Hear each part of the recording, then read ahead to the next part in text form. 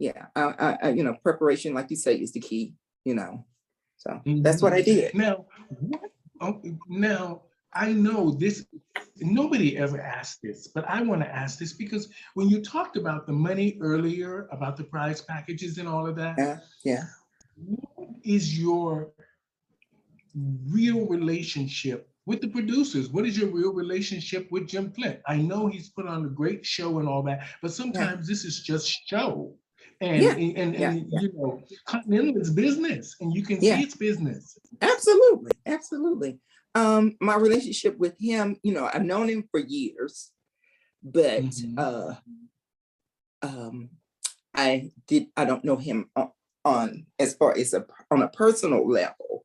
It was just always me, you know, coming to compete, and then I would leave Chicago, and I wouldn't see you to the next year, or if we cross somewhere at a preliminary.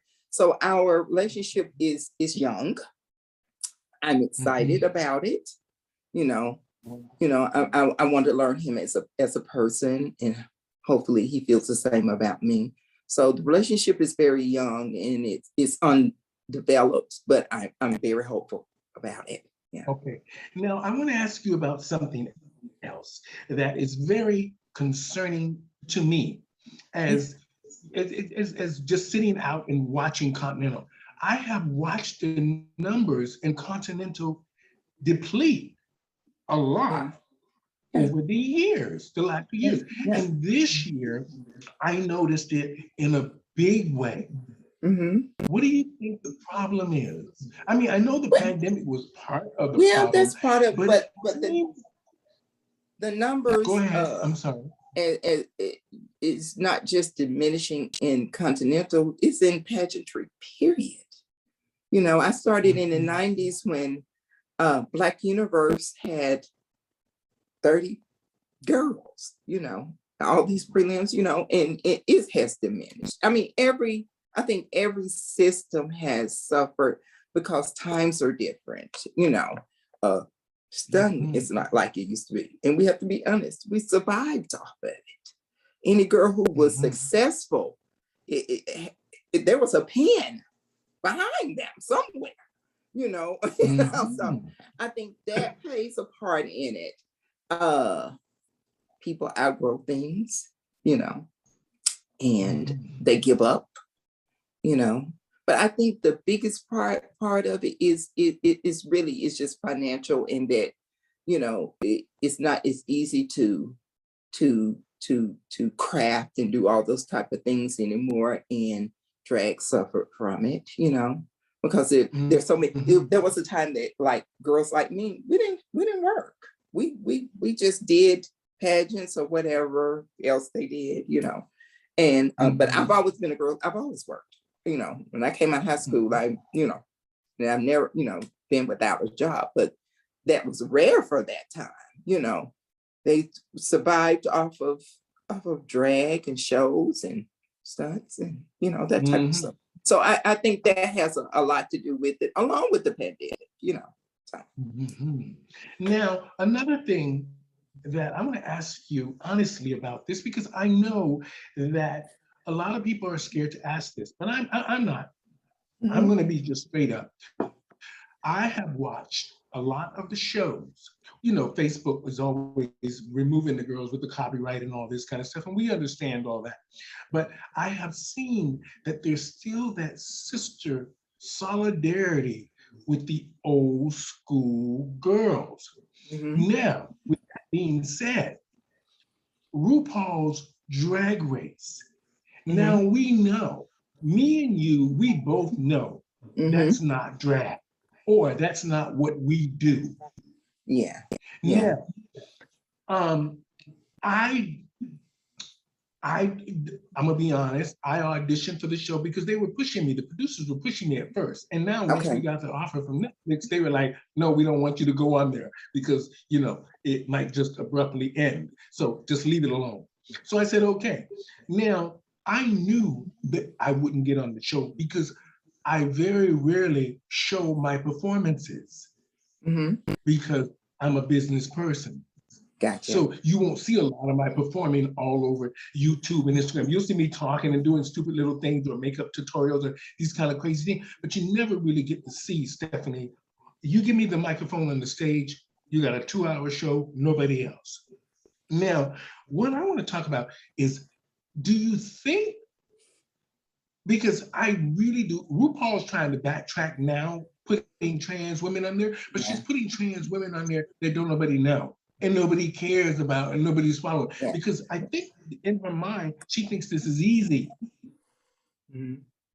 Why is it that you think, what do you think is, do you think RuPaul is good and bad for what has happened in the world of drag?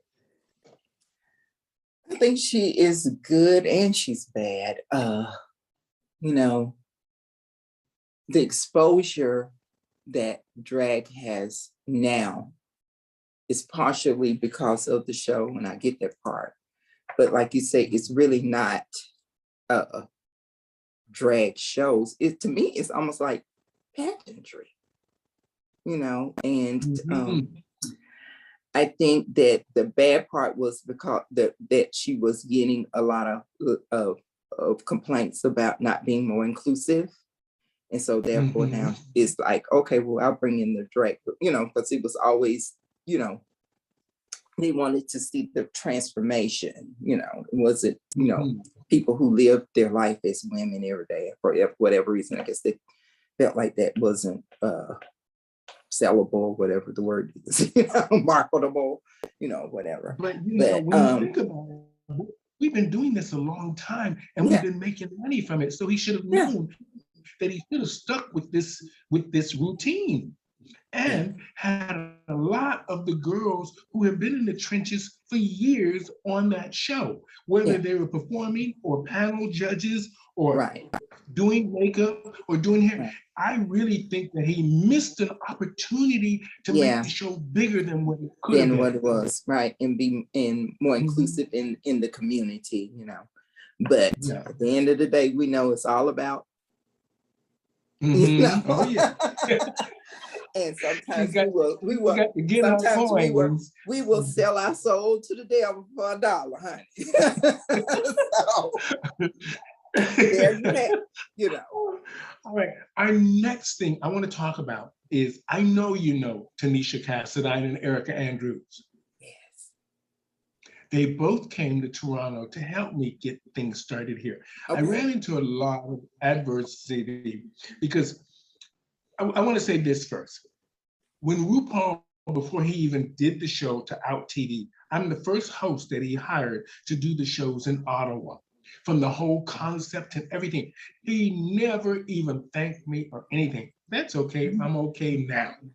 But I wanted to say that, you know, when Erica Andrews and Tanisha came here to Toronto to help me get this pageant thing started, I was more focused on, I didn't want the girls to be doing the illegal silicone injections and all this. I just thought that because we have free healthcare in Canada, I thought that there was a better way. So having them here, even though I knew I could make money, I was really more about impacting the girls to do it the right way. Yeah.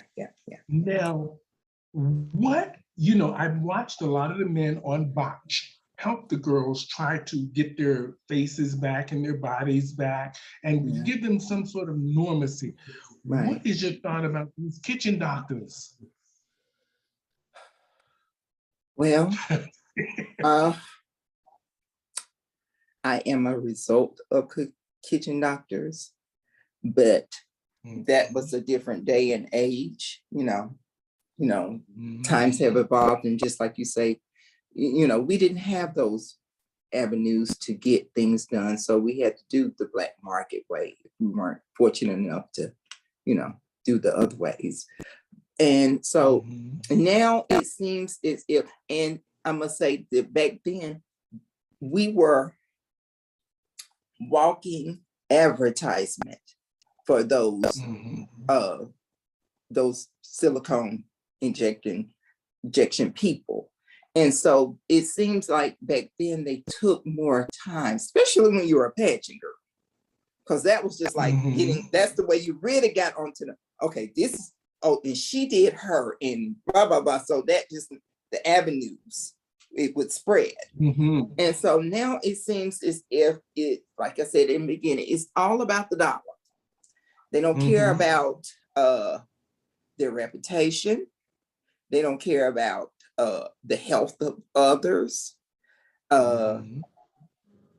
and they just, it's just all about the money, and they don't care about people, and they don't, and then there are some who know that they are not good at what they do, Mhm. but and that they have harmed people or killed people, and they continue to do it because they've gotten away with it, you know. Mhm. And Now, for myself, I can see how you could rest at night knowing that you're responsible for a person, even though, we know the risk. We do, mhm, we know. and we have to take accountability for our actions. But at Mhm. the end of the day, how can you know you did this and then you go and you do it again? I Mhm. just couldn't take that chance. If I did it one time and something went wrong, I couldn't do it again. So I just feel like they don't care, and it's up to us to put them out of business. You know, it Okay, is. well said, well said. Now, I want to lift it up a little bit Yeah. because you're fantastic. And I just want to say, thank you so much for doing this for me. You know, Well, I've looked up to you for many years. I want to just ask you, because I know the crowning moment of Continental, what did it feel like? oh my God, it was an out of body experience. And I wanted to be more refined. And I was very upset with myself when I saw the video. But everybody said it was real. So that Mhm. gave me comfort. But it was like I couldn't believe it. And I have my trophies on my fireplace, and Let me every